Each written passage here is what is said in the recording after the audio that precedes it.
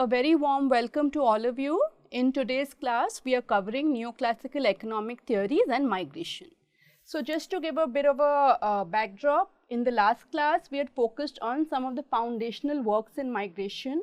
We studied Ravenstein's laws in migration, and we also looked at Everett Lee's theory of migration. So what we're going to do in this class is we move on to neoclassical economic theories. So I will first try and give you a broad sense of micro and macro perspectives in neoclassical economic theory and what implications these might have for labor migration, right?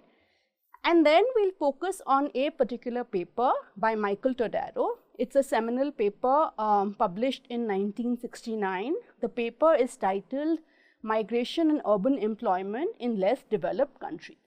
And after this, we'll follow it up with the discussion on the neoclassical equilibrium, its implications for migration theory and policy, and then we will conclude the lecture. Right. So, now within the discipline of economics, neoclassical economics became prominent in the late 19th century. So, neoclassical economics is a way of doing economics, and that then has certain implications for migration, right? So, now when you look at the slide, you'll see that in the first part we'll discuss the macro perspective. Now, the macro perspective of neoclassical economics is this, that migration is caused due to differences in the supply and demand of labor, right? So, there is difference in supply and demand of labor geographically, and that explains migration. Now, this could be between countries, so therefore, you'll have international migration. It could be within a country, then you'll have internal migration, and typically in many theorizations, in modernization theory, this is seen as a difference in the supply and demand of labor between rural and urban areas, right? Now, the second part of the macro perspective is this, that migration happens because there are wage differentials. There are wage differentials between the source region and the destination region. Typically, wages are higher at destination region, so therefore, that explains migration, right?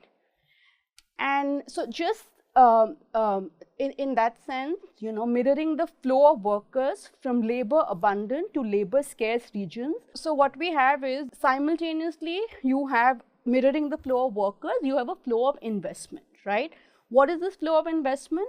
So, again, neoclassical economic theory says that investment flows, capital flows from capital rich to capital poor countries until there is an equilibrium. So, you see, the idea of equilibrium is embedded in neoclassical perspective. There is a disequilibrium in wages and investment, in labor and capital between source and destination region, and that is fundamentally what explains migration, right? Now, let us come to the micro perspective of neoclassical theory. So, just as the macro model, you have a micro model of individual choice, right? And the paper that we are specifically going to look at, Todaro's paper, is one such microeconomic model of migration in neoclassical theory. So, what does the micro perspective tell us? So, the microeconomic model begins with the premise that individuals are rational actors and that individuals undertake a cost-benefit analysis and then they decide to migrate. So, they migrate because there are greater benefits in migration, and they will continue to migrate until there is a wage differential, until wages are higher at destination, right? So, the macro perspective says that migration will continue until there is a wage differential, and the micro perspective then says that individuals will continue to migrate till they get higher wages at destination. So, what is really clear is that both macro and micro perspectives are important, and the aggregate labor market difference in employment and wages are important, but also individual characteristics are an equally important part of the story. So, the macros, the aggregate labor market differences in employment wages, and the micros, the individual characteristics, and they are both equally important. And then in the micro perspective, you also have the role of human capital, and this is something we'll cover in just a little while. Right. So, what is the neoclassical equilibrium perspective? We'll talk a little more about this, right? So, equilibrium is an important component of neoclassical theory, which argues that migration happens due to disequilibrium. If there was no disequilibrium between two regions, there would be no migration between these regions, right? And now let me refresh your memory about Ravenstein a bit. Ravenstein told us that people move from low income to high income, from densely populated to sparsely populated regions, right? And so therefore, there is a whole notion that migratory movements, migration tends to be towards a certain spatial and economic equilibrium, right? Similarly, the push-pull framework that we studied earlier also has an assumption of movement until equilibrium, right? So, what the neoclassical theory does is, it views migrants as individual rational actors who decide to move on the basis of a cost-benefit analysis, right? And they're moving because of the geographical differences in supply and demand of labor that we saw earlier, differences not only in wages, but also in expected wages. And this point about wages and expected wages is also something we'll discuss more in detail when we look at Todaro's model, right?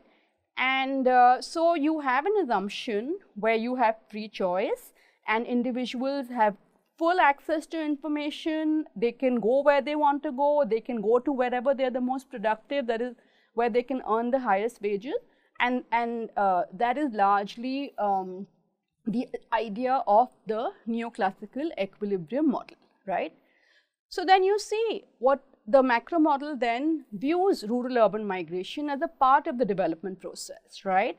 And so you have dual sector models like the Lewis model, we'll cover it at some point later, and where what is really happening is then the surplus labor in the rural sector is becoming the urban workforce in the industrial sector, right?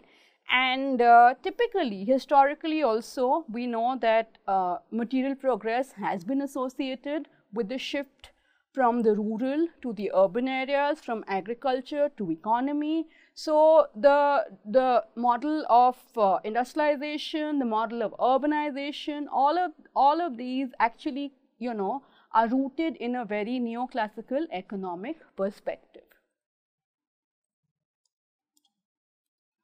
Right. So now let's come to the human capital theory. So the human capital theory argues that there are assets such as skills, education, physical abilities. These are individual assets and they're fundamental capital that boost economic production. Now, having said that, the human capital theory, human capital also helps us explain the selectivity of migration. So remember, everybody does not migrate. Migration is not a random phenomena, migration is highly selective, and the human capital theory helps us understand the selectivity of migration. For instance, migration increases with education. Migration also decreases with age, right? So fundamentally, as we saw earlier, Lee also argues this, that migrants are not representative of the communities that they come from. Migration is highly selective, and so that's one part. The other part that I want to draw upon you is that sociologists like Massey have argued that human capital flows are different from the flows of labor. What does Massey mean when he says that? So Massey argues that theoretically, with highly skilled workers moving from capital rich to capital poor countries, you have a phenomena where skilled workers are moving in this direction. So highly skilled workers include managers, technicians, other skilled workers, and so on. And whereas labor migrants are a completely different stream of migration. And Massey argues that it's this heterogeneity of immigrants, heterogeneity of migrants along lines of skills which are very, very important to take note of. the Todaro's paper on labor migration and urban employment in LDCs, less developed countries, published in 1969 in the American Economic Review, is a seminal paper on neoclassical economic theory. And so we'll discuss this paper a bit and trying to understand and make sense of neoclassical theory. So what's interesting is this paper is empirically driven, right? He starts with the example of LDCs, which is less developed countries, and he argues that, so by the time you've come to the late 1960s, there is a chronic problem of urban unemployment and underemployment in developing countries.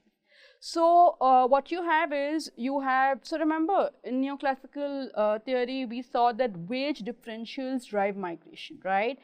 Wages are higher in urban areas, lower in rural areas, higher in developed countries, lower in developing countries, and the differential in wages, the difference in wages is what drives the migration, right? But empirically in the late 1960s, you had a situation of urban unemployment and underemployment.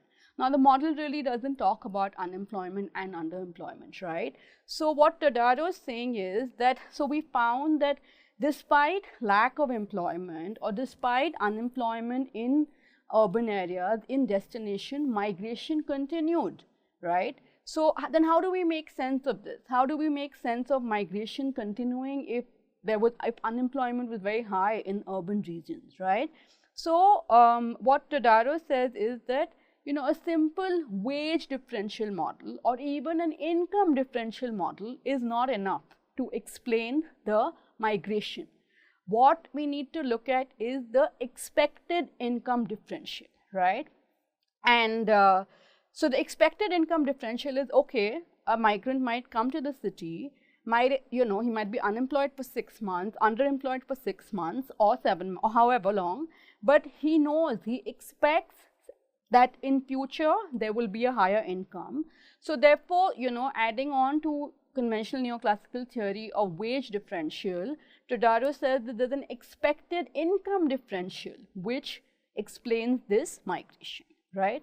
So, so typically what you have is a transfer of economic agents, of labor from rural-based traditional agriculture to urban-oriented modern industry, right? And that's the great leap of industrialization, right? Rural-urban migration of workers from traditional agriculture to modern industry, right? However, it was also found empirically around this time that everyone is not absorbed in the modern industrial sector, in the urban industrial sector. You also have a huge informal economy, which is the traditional sector, right? So then Todaro argues that then we need to look at migration as a two-stage phenomena. You first have the unskilled rural worker going from the rural to the urban traditional sector, right? And that's a stopgap arrangement. He's there for some time. And then, he might not be earning that well, he might be earning even less than what he earned in the rural. But eventually, a job in the urban traditional sector will convert to a job in the permanent, will convert to a job in the modern sector, it will convert to a permanent job in the modern sector, right? So, and then Todaro asks us to therefore look at migration as this two-stage phenomena. First, from the rural to the urban traditional sector, and then second, from the urban traditional sector to the permanent modern sector job, right? Now, if we look at migration like this, then eventually the decision to migrate is a function of course, the urban-rural income differential or the income differential between two regions, the source and destination region, and also the probability of obtaining an urban job, right? Right. So now, like all economic models, this model too has certain assumptions. The first assumption is that it's about that the planning horizon of each worker is identical, right? So then that kind of brings into some kind of time homogeneity as far as the workers are concerned. The second assumption is that the fixed cost of migration are identical for all workers. And then of course, the discount factor is constant over the planning horizon and identical for all potential migrants.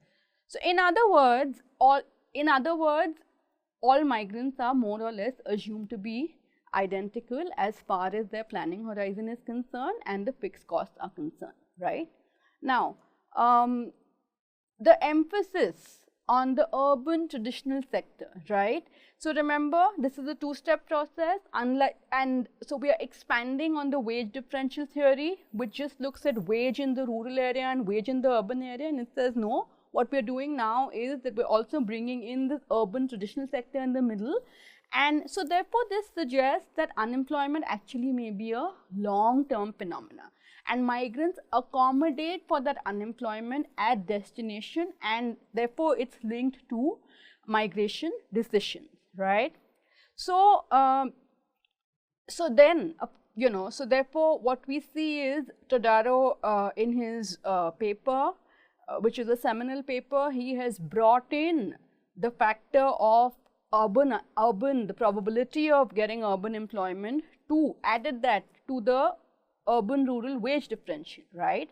So then he says, as long as the urban rural real income differential continues to rise sufficiently fast to offset any sustained increase in the rate of job creation, then even in spite of the long run stabilizing effect over lower probability of successfully finding modest extent employment, the lure of relatively higher permanent income will continue to attract a steady stream of rural migrants into the even more congested urban slum.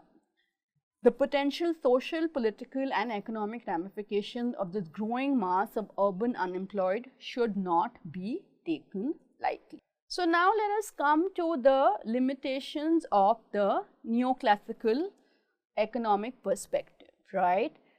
So one of the fundamental limitation is that it ignores market imperfections, right? So there is a assumption that we are operating in a perfect market situation, which is not really the case empirically, right?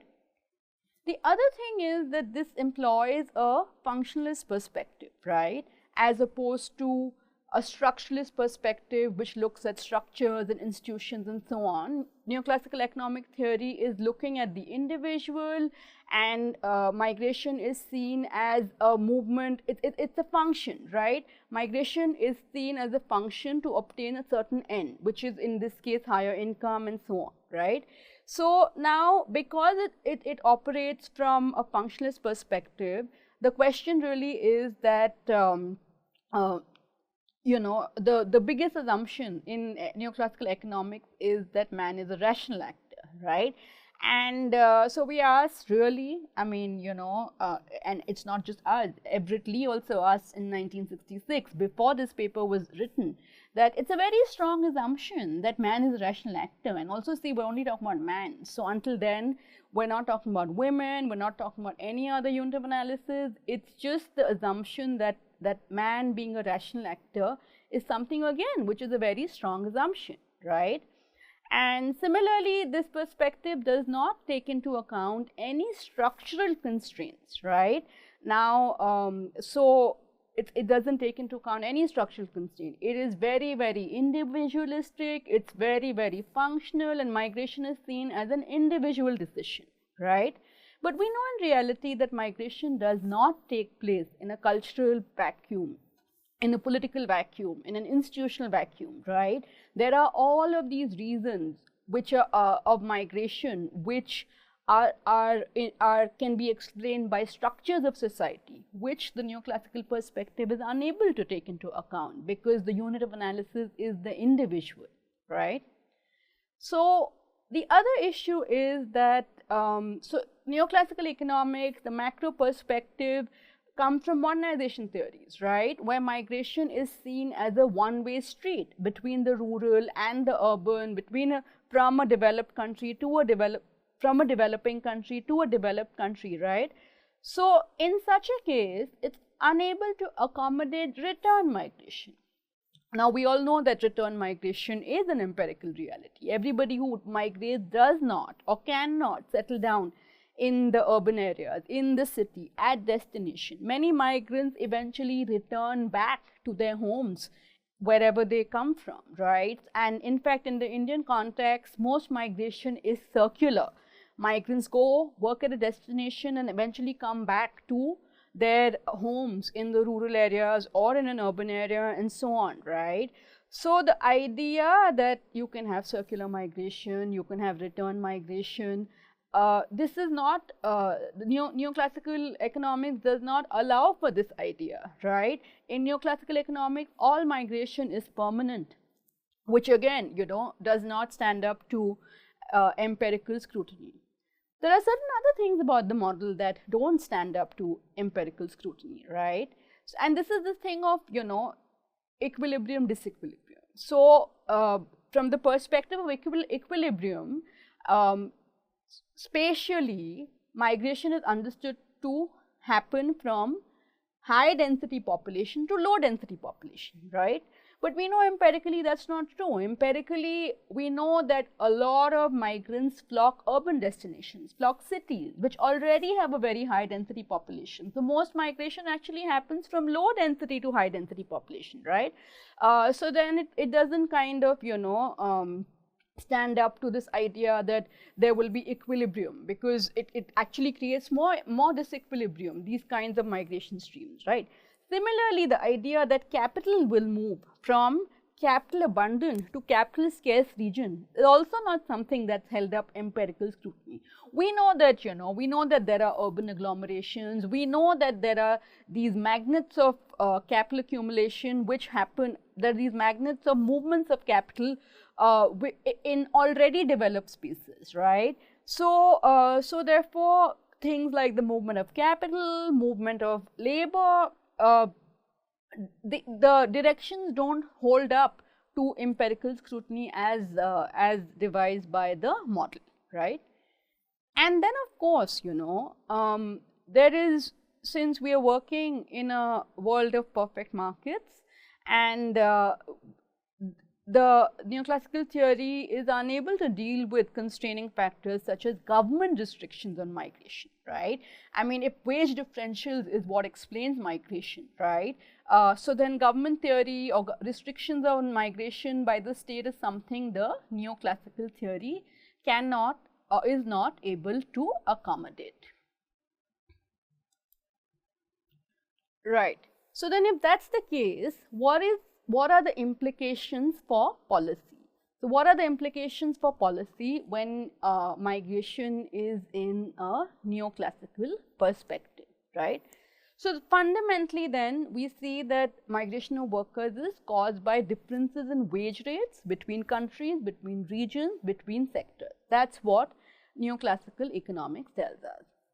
And therefore, in effect, right, if wage differentials are eliminated, that will end the movement of labor, right? So if there are no wage differentials, there will be no migration as per neoclassical theory, right? And now, when it comes to the flows of human capital, that's highly skilled workers, it's argued that highly skilled workers respond to differences in the rates of human capital, in the rates of return to human capital, right? And these may be different from the overall wage rate, right? So therefore, and this is something that Massey argues, therefore, you have a very distinct pattern of migrant for highly skilled workers compared to unskilled workers. In fact, the migration patterns could even diverge, right? The other fundamental implication of neoclassical theory is that labor markets are primary mechanisms by which the flow of labor is induced, right? So there is a primacy to the labor market when it comes to migration, and therefore in effect other kinds of markets do not have any kind of important effects on migration, right? So then therefore the way for government to control migration flows is to regulate or to influence labor markets in sending or receiving regions, in sending or receiving countries, right? Now you can see how the economic perspective dominates neoclassical theory, right? But we know empirically that people could be migrating for social reasons, for psychological reasons, beyond wage and income reasons, right? And so therefore, neoclassical theory and in turn policy that comes from these perspectives is unable to address any of these issues, you know, which could be social, which could be psychological, which could even be political, because the focus is purely economic. Right. So, to sum up the lecture, you know, so we spoke in the beginning, we spoke about neoclassical theories, we looked at micro and macro perspective for migration theory. And so, you know, in the theoretical literature, the individual characteristics are very, very important drivers of migration in neoclassical theory. And we also looked at it in Everett Lee's model, where you know, personal factors are very important. And in the neoclassical model is specifically the costs of migration are very important, where costs of migration from the rural to urban sector are high, migration would be low, and so on, right? Then we also, we find that in the neoclassical economic perspective, migration is an individual decision based on wage differentials and expected income differentials between source and destination regions, right? So then we also saw in Todaro's paper how it's the expected income differential which is important, beyond wage differential, beyond income differential.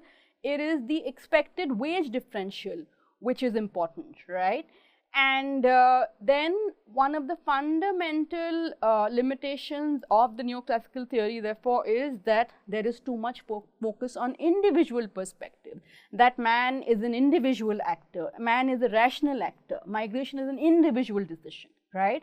And so therefore, structural factors are missing. Structural factors that could explain migration, they are completely missing in neoclassical theory, right? And like I said, you know, this has tremendous implications for policy. People could be migrating for social reasons, psychological reasons, people could be migrating for reasons beyond economic and wage, and neoclassical theory is unable to address these. So with that, we come to the end of the lecture. So let me take you through the references. You know, we studied Todaro's seminal paper, A Model of Labor Migration and Urban Unemployment in Less Developed Countries. And there are two other papers, you know, theoretically very important papers. One is by Massey and colleagues on the theories of international migration, and the other one is by Haende Haas on migration and development, a theoretical perspective. So both of these papers are very useful, and we'll be using them as we go along in the course of this course.